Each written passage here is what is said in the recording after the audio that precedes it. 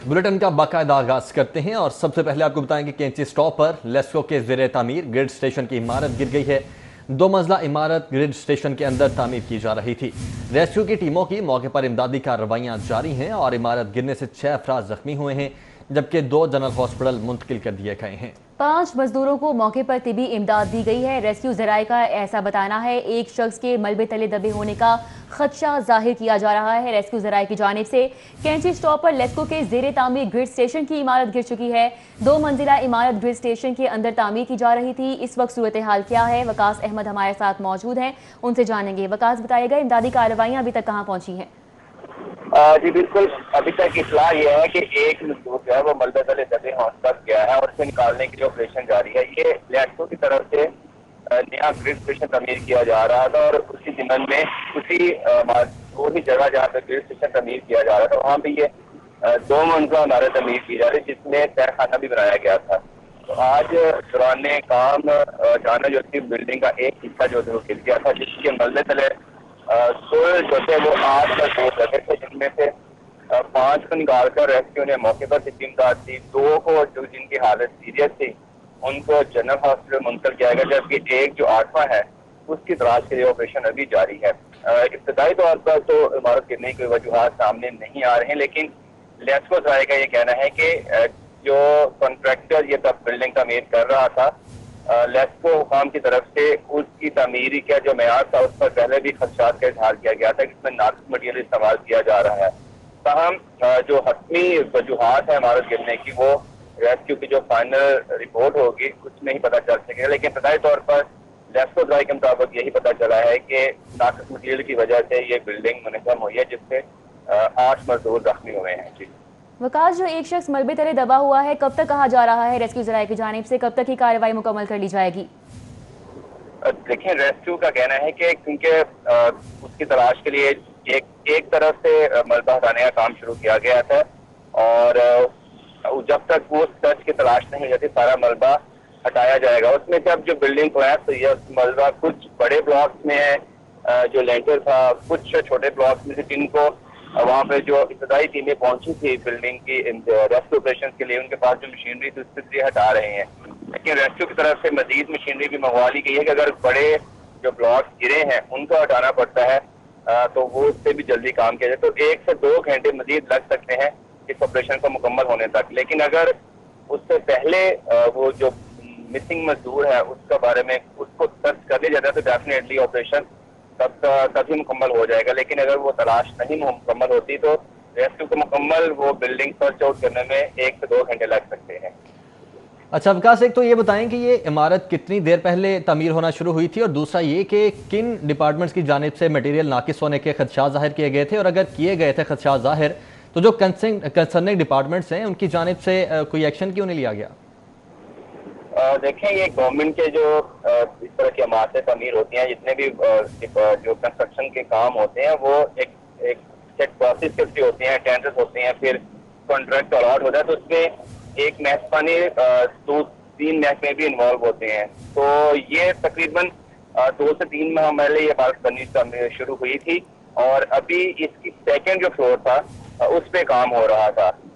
जो लेस्को काम कुछ अफसरान जिन्होंने अपना नाम जाहिर ना करने की शर्त पर में बताया था कि जो कंस्ट्रक्टर की तरफ से मटीरियल इस्तेमाल किया जा रहा था उस पर खदशात का इजहार किया जा रहा था लेस्को काम की तरफ से कि ये मटीरियल उस मयार का नहीं है जिसका टेंडर या जिसकी जो है कमिटमेंट की गई थी। ताहम इस जिम्मन में अभी ना तो कोई ऑफिशियल स्टेटमेंट सामने आई है लेस्को काम की और ना ही जो कॉन्ट्रैक्टर है उसकी और ना ही रेस्क्यू की तरफ से। ताहम जो वजूहात हो सकती हैं, रेस्क्यू ने भी इन खदशात का इजहार किया है कि बिल्डिंग कोलैप्स होने की जो वजूहात हो सकती हैं उसमें एक वजह नाकस मटीरियल भी हो सकती है। और इसका मैं इसलिए बार बार कह रहा था कि इसी तरह के जो खदशात थे वो लेस्को के कुछ अफसरान की तरफ से पहले भी उनका इजहार किया गया था कि बिल्डिंग में जो मटीरियल इस्तेमाल किया जा रहा है वो अच्छी क्वालिटी का नहीं है। ठीक है। अच्छा विकास, आपने कहा कि लेस्को के चंद अफसरान से आपकी बात हुई है, उन्होंने नाम जाहिर ना होने पर आपको ये इन्फॉर्मेशन दी है, तो क्या आपने उनसे ये बात पूछने की कोशिश की है कि अगर ये आपको खदशात थे तो आपने कंप्लेन की किसी को? देखें, लेस्को में जो मुख्य डिपार्टमेंट्स हैं तो आगे से सब डिपार्टमेंट्स बने होते हैं, तो हर का डिफरेंट काम होता है। लेकिन कुछ चीजें ऐसी होती हैं जो जिसमें डिपार्टमेंट के जो अफसरान होते हैं वो अच्छा नहीं समझते कि कोई सबॉर्डिनेट आके उनके काम को या उनके किसी प्रोजेक्ट पे उंगली उठाए। तो इसीलिए बहुत सारे जो लोग होते हैं वो इन खदशात का इजहार गाहे करते रहते हैं, लेकिन अफसरान तक या जिम्मेदार तक वो बात पहुंचाने से डरते हैं कि कहीं ऐसा ना हो कि फिर उन पर ये इल्जाम आ जाए कि वो इस प्रोजेक्ट को डिस्टर्ब करना चाहते हैं। तो ये गवर्नमेंट अदारों की रवायत है कि अगर जिसको टेंडर अलॉट हो जाता है तो उसकी इंस्पेक्शन के लिए भी टीमें मौजूद होती हैं, बिल्डिंग एंड वर्क्स डिपार्टमेंट की टीमें मौजूद होती हैं। जो जिस महकमे का वो प्रोजेक्ट होता है उसकी इंस्पेक्शन टीमें मौजूद होती हैं। लेकिन माजी में भी ऐसे बहुत सारे प्रोजेक्ट गवर्नमेंट के हैं जिनकी जो तामीर थी, उनमें जो मटीरियल इस्तेमाल किया गया वो नाकस था, और उन पर बिल्डिंग बनने के बाद फिर जो इंस्पेक्शन की गई वर्क्स एंड डिपार्टमेंट की तरफ से, उन पर भी एतराजात उठाए गए।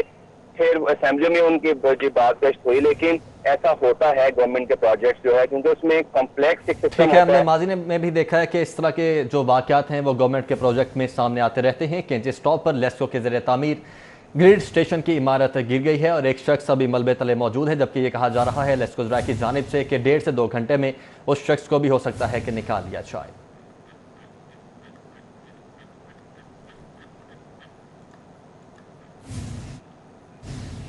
शहर में बैंक अकाउंट हैकिंग और एटीएम फ्रॉड केसेस में इजाफा होता चला जा रहा है, ऐसे महरूम हो गए हैं। FIA हुकाम स्टाफ की कमी का रोना रोते रहे, जबकि रवा साल एक भी बैंकिंग फ्रॉड का मुलजिम गिरफ्तार न हो सका।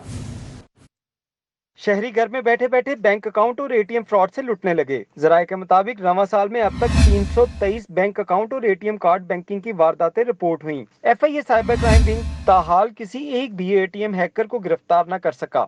FIA साइबर क्राइम विंग में शहरी ख्वार होने लगे। शहरियों की दरख्वास्तों पर कागजी कार्रवाई के मामला आगे न बढ़ सके। फैसल टाउन के रिहायशी फैसल के अकाउंट से 1,70,000 रुपए निकाल लिए गए। रकम की ट्रांजैक्शन क्रीम ब्लॉक में मौजूद ATM मशीन से हुई। बैंक ने मुझे ये बताया था कि आपकी 1 लाख की ट्रांजैक्शन एक हुई है। कोई सबा तारिक भट्ट नामी कोई खातून है जिनको मैं जानता भी नहीं और मेरी कभी उनके साथ कोई वो नहीं हुआ, ठीक है। उनके अकाउंट में 1 लाख उनके अकाउंट में गया है और दूसरी 70,000 जो है 25,000 और 20,000 करके कोई मिस सारा नामी कोई है खातून, उनके अकाउंट में गए, उनको भी मैं नहीं जानता। FIA साइबर क्राइम विंग में तफ्तीशी अफसरान की कमी है। मौजूदा तफ्तीशी अफसरान पर काम का लोड ज्यादा होने के बायस शहरी ख्वार हो रहे हैं। Irfan Malik, city 42, Lahore. PPP cell Punjab में प्रोजेक्ट पोस्ट पर काम करने वाले 9 अफराद को मजीद कॉन्ट्रैक्ट न देने की मंजूरी के साथ सेल में अरसे दराज से खाली 39 पोस्टें भी खत्म कर दी गई हैं। अली राम इस वक्त हमारे साथ मौजूद हैं। अली राम, बताएगा इस वाले से मजीद। पंजाब हुकूमत का एक तरफ दावा है कि वो लोगों को रोज़गार देगी, लेकिन अब जिनके पास रोज़ है उनको भी बेरोज़गार कर रही है। पब्लिक प्राइवेट पार्टनरशिप सेल बनाया गया साबिक दौर हुकूमत में, जिसका मकसद ये था कि निजी सरमायाकारों को पाकिस्तान में पंजाब में लाकर मुख्तलिफ जो तरक्याती मनसूबाजात हैं उनकी तकमील की जा सके। लेकिन अब आज खबर ये मिली है कि PND बोर्ड की तरफ से secretary PND board Imran Sikandar Baloch ने जो PPP सेल की 39 असामियाँ थी उनको ख़त्म कर दिया, जबकि 7 लोग जो एग्जिस्टिंग पोस्टों पर काम कर रहे थे उनको भी आज उनके कॉन्ट्रैक्ट में तोसी ना देते हुए उनको नौकरी से फारिग कर दिया। अब इस पर पब्लिक प्राइवेट पार्टनरशिप के हुकाम से बात की गई तो उनका कहना था कि पंजाब हुकूमत इससे पहले ही पब्लिक प्राइवेट पार्टनरशिप अथॉरिटी बना चुकी है, अब इसके लिए उस सेल में उतना काम नहीं है और उसी की बुनियाद पर इस सेल में कभी 39 लोग असामियों पर भर्ती की ही नहीं की, यानी कि 39 असामियाँ खाली रखेंगी और जिन लोगों को रिमूव किया गया है आज अपनी पोस्टों से वो रैशनलाइज की बुनियाद पर उनको निकाला गया है नौकरी से। और दूसरी तरफ उनका कॉन्ट्रैक्ट जो है वो मुकम्मल हो चुका था और कॉन्ट्रैक्ट मुकम्मल होने के बाद हुकूमत पंजाब के पास मुकम्मल अख्तियार होता है कि वो उन लोगों को नौकरी से निकाल सकती है। तो ये पब्लिक प्राइवेट पार्टनरशिप अथॉरिटी के हुकाम का मौक़िफ़ था। लेकिन दूसरी तरफ इन मुलाजमीन का कहना था कि हुकूमत पंजाब जहाँ दीगर मुख्तलिफ सरकारी महकमों में जारी प्रोजेक्ट्स में तोसी देती है, वहीं इस तरह के प्रोजेक्ट में PPP सेल के प्रोजेक्ट में भी तोसी दे सकती थी ताकि लोगों का रोज़गार जो है वो जारी रहता। जी अली रामी, बहुत शुक्रिया। PP 151, 159 और 160 में 10 करोड़ लागत की तरक्याती स्कीमें इल्तिबा का शिकार हैं। कमिश्नर लाहौर का मुय्यना मुद्दत में स्कीम से मुकम्मल न करने पर नोटिस। तरक्याती स्कीमों को जल्द अज जल्द मुकम्मल करने के लिए चीफ इंजीनियर LDA को मरासला जारी कर दिया गया है। मज़ीद तफसीलात जानेंगे, उस्मान अलीम हमारे साथ मौजूद हैं। उस्मान, अपडेट कीजिएगा। जी बिल्कुल, लाहौर शहर के PP 151, PP 159 और PP 160 में 10 करोड़ मालियत की तरक्याती स्कीमें जो हैं वो इल्तवा का शिकार है। कम्युनिटी डेवलपमेंट प्रोग्राम की ये स्कीमें थी जिनकी जो म्याद थी वो पूरी हो चुकी, जिनको मुकम्मल करने के लिए जो टाइम फ्रेम दिया गया था वो मुकम्मल हो चुका, लेकिन इसके बावजूद भी इन तरक्याती स्कीमों पर अमल दरामद जो है वो नहीं करवाया जा सका और स्लो पेसिंग से ये तरक्याती स्कीमें जो हैं वो इल्तवा का शिकार हैं, जिस पर कमिश्नर लाहौर ने नोटिस लेते हुए चीफ इंजीनियर LDA को बाकायदा तौर पर एक मरासला लिखा है और ये कहा है कि 2 रोज़ के अंदर इन तमाम तर स्कीमों का अपडेटेड स्टेटस जो है वो CDB पोर्टल पर अपलोड किया जाए ताकि ये तरक्याती स्कीमें जो कि इल्तवा का शिकार हैं इनको जल्द अज जल्द मुकम्मल करके आवाम को फ़ायदा पहुँचाया जा सके। इन तरक्याती स्कीमों में PP 151 में UC 95 यसरफ कॉलोनी में PCC पाइप्स की तनसीब, पूंछ रोड पर पैच वर्क, हमायत इस्लाम टेक्निकल कॉलेज रोड की कारपेटिंग शामिल है। इसी तरह UC 90 में सिकंदिया कॉलोनी, रांझा रोड पर PCC पाइप्स की तनसीब, इलामा इकबाल टाउन, जंजेब ब्लॉक और सतलुज ब्लॉक में समनाबाद में जो हसन मार्केट है इस सड़क की मरम्मत भी शामिल है। इसी तरह PP 160 में बेकेवाल में गलियों की मरम्मत, PCC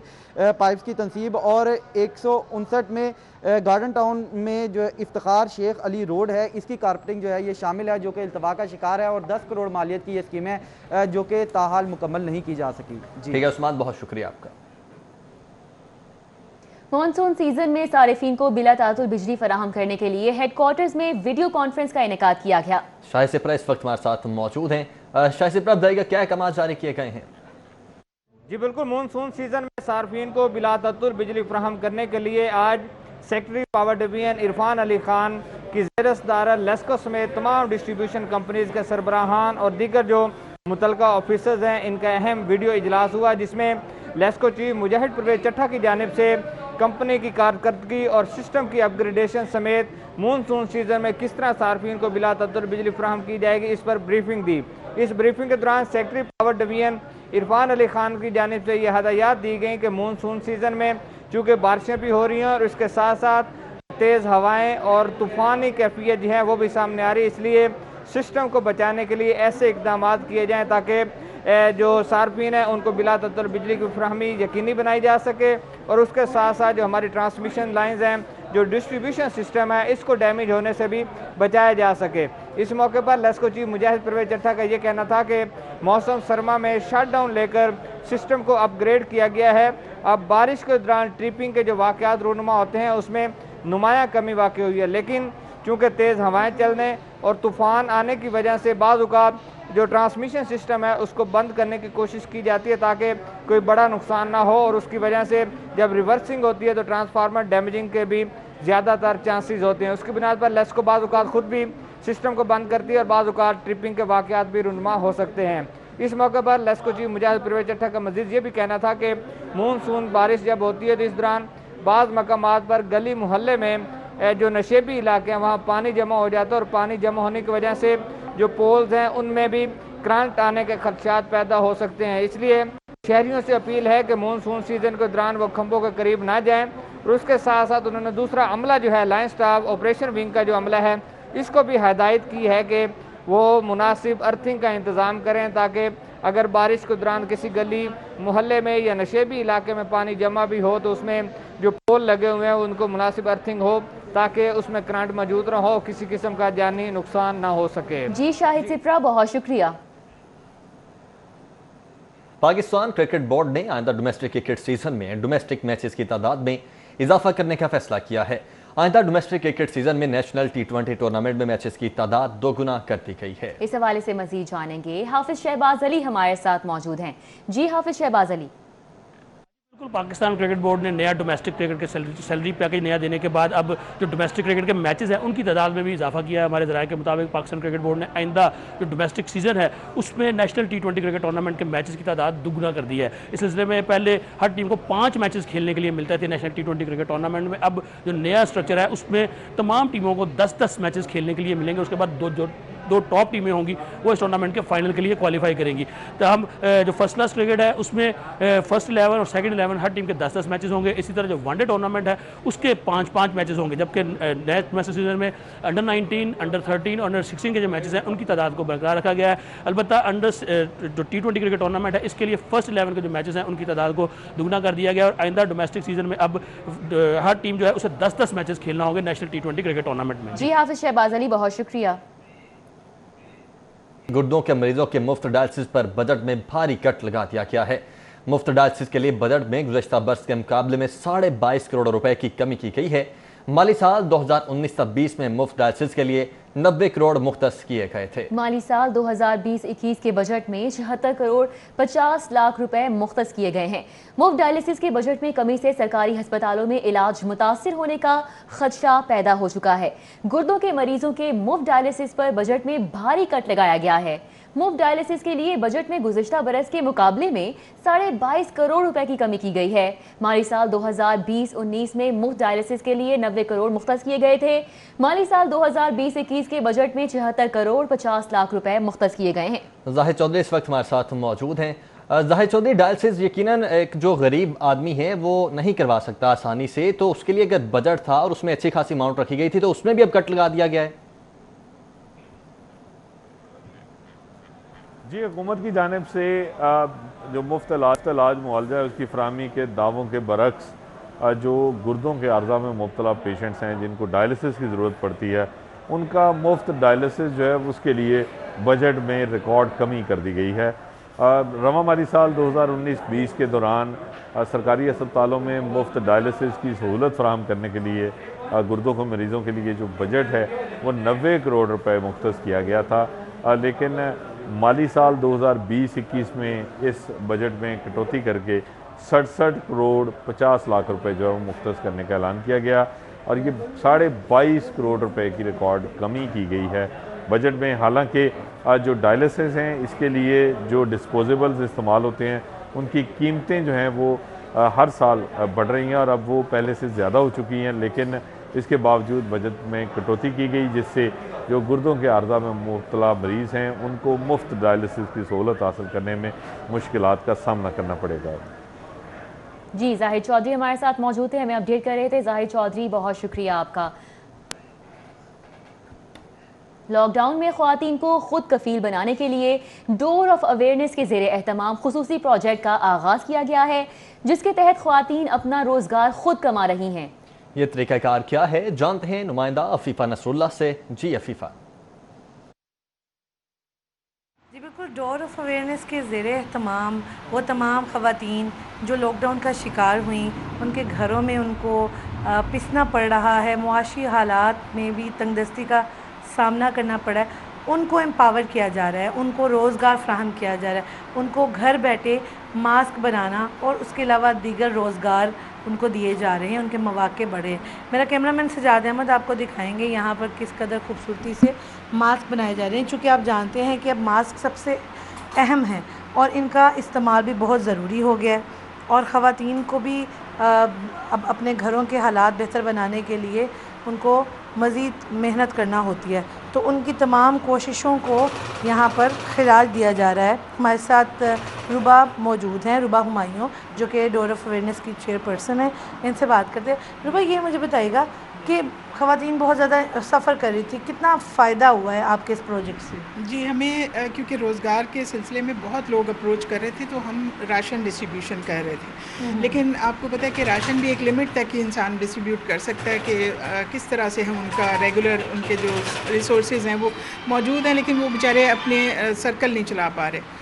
तो फिर हमने ये एक नया प्रोजेक्ट शुरू किया जिसमें हम रोज़गार के लिए उनको छोटे छोटे इस तरह से काम दे रहे हैं। उसमें वो मास्क बनाना जानती हैं तो वो मास्क हम उनसे बनवा रहे हैं। अगर और कोई काम उनको आता है तो वो हम हैंडीक्राफ्ट में बहुत सी चीज़ें लड़कियां बना सकती हैं, तो वो फिर हम ग्रॉसरी के बैग्स होते हैं और ये मास्क हो गए, जोड़ा बैग्स, बिद पाउच, इस तरह की बहुत सी चीज़ें। फिर कुछ हैंडीक्राफ्ट में और चीज़ें आ जाती हैं जैसे फ्लावर मेकिंग आ गई और इस तरह की चीज़ें, तो वो फिर हम लोग उनको डिफरेंट लोगों से ऑर्डर्स लेके और इनसे ऑर्डर्स पे हम जो काम होता है वो उनको, ताकि इनका सर्कल चल पड़े।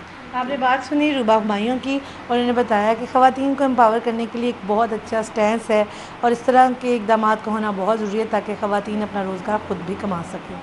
जी ठीक है अफीफा, बहुत शुक्रिया आपका। शहर में कोरोना के वार जारी हैं। गुज़िश्ता 24 घंटों में 247 केसेस रिपोर्ट हुए हैं।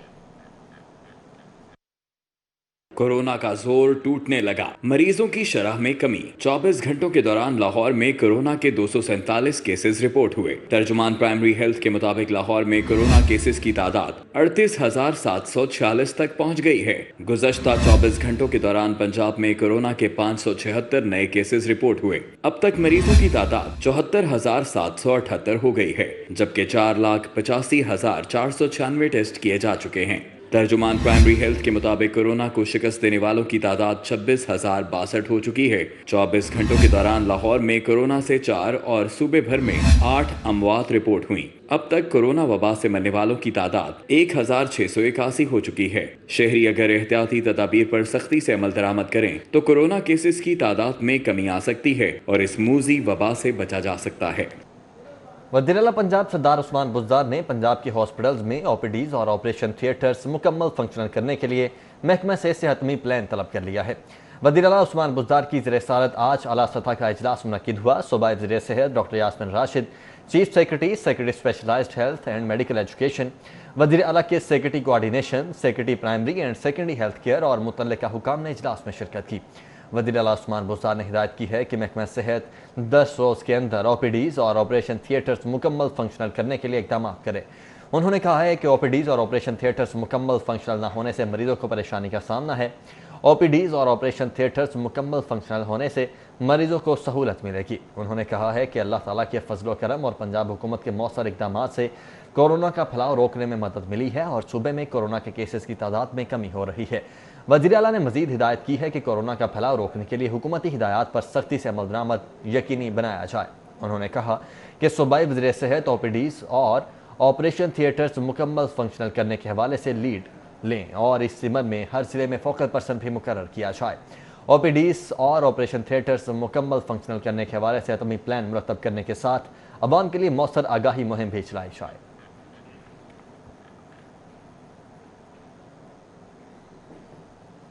और अभी आपको अपडेट करें, सराफा बाजारों में सोना 2,200 रुपये महंगा हो चुका है।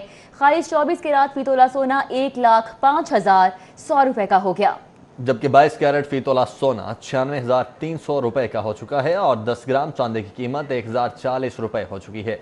शहजाद खान अब्दाली इस वक्त हमारे साथ मौजूद हैं। शहजाद खान, बताइएगा क्या है नई कीमतें? बिल्कुल, शहर के सराफा बाजारों और मार्केटों में आज सोने की कीमतों में ज़बरदस्त इजाफा देखा गया। आज रवा कारोबारी हफ्ते का पहला रोज़ था और इस वक्त तक सोने की कीमतों में 2,200 रुपये का रिकॉर्ड इजाफा देखा जा रहा है। आलमी मार्केट की बात की जाए तो आलमी मार्केट में भी आज सोने की कीमतों में होशुबा इजाफा जो है देखा गया, जिसके बाद मुकामी मार्केट के अंदर खालिश 24 के रात फी तोला सोने की कीमत इस वक्त 1,05,100 रुपये की बुलंद तरीन सतह पर देखी जा रही है। सोने की कीमतों में इजाफे की मुकामी सतह पे और बैनुल-अक़वामी सतह पे क्या वजूहात हैं, ये जानने के लिए लाहौर के जनरल सेक्रेटरी हमारे साथ मौजूद हैं। उनसे हम इस हवाले से बात कर लेते हैं।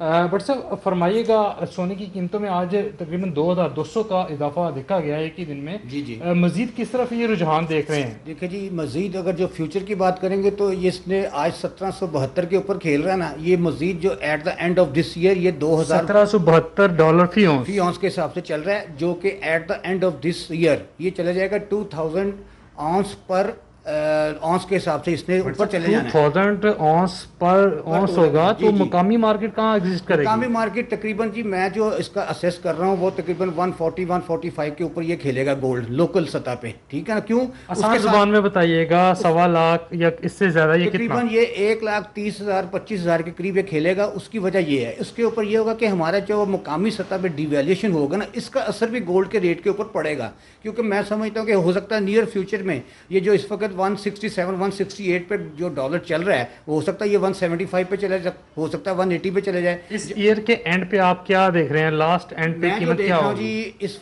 ईयर के एंड के ऊपर ये 140-135 इन बिटवीन होना ही होना है और ये जाना है 2000 के ऊपर जाना है। और इस साल के बाद ये 3000 पर औंस की भी आवाज आ चुकी हुई है, जो कि अमेरिका के बड़ी खतरनाक आवाजें जो है वो सराफा बाजारों से आ रही हैं। मुकामी सतह पे ये कहा जा रहा है कि जो सोने की कीमतें हैं 1,35,000 1,40,000 को रवां साल के इख्तिताम तक इसको टच कर जाएंगी।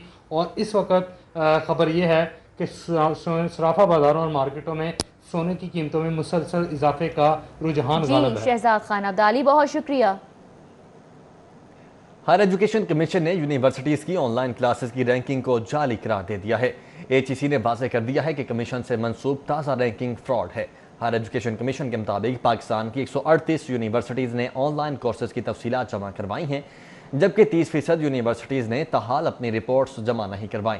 HEC हुकाम का कहना है कि यूनिवर्सिटीज़ के 42,392 असातिज़ा ऑनलाइन क्लासेस पढ़ा रहे हैं और मुल्क की सिर्फ 127 यूनिवर्सिटीज़ ने तुलबा को डिजिटल रिसोर्सेज तक रसाई दी है।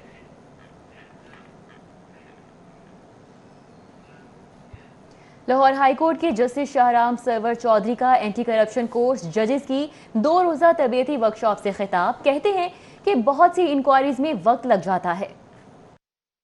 पंजाब जुडिशल अकेडमी में एंटी करप्शन अदालतों के जजेस की 2 रोजा तरबियती वर्कशॉप हुई। लाहौर हाईकोर्ट के जस्टिस शाहराम सरवर चौधरी का कहना था कि बहुत सी इंक्वायरीज में वक्त लग जाता है। जब मुकदमे का चालान आ जाए तो उसे कानून के मुताबिक देखना होता है। एंटी करप्शन कोर्ट्स में ज्यादातर दरखास्त जमानतें आती हैं। दरखास्त जमानतों में किसी को उसका हक न देना बददियानती है।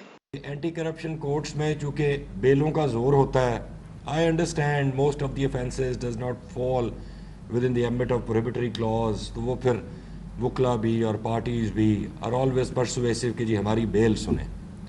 तो ज़रूर जो बनता है वो आपने देना है।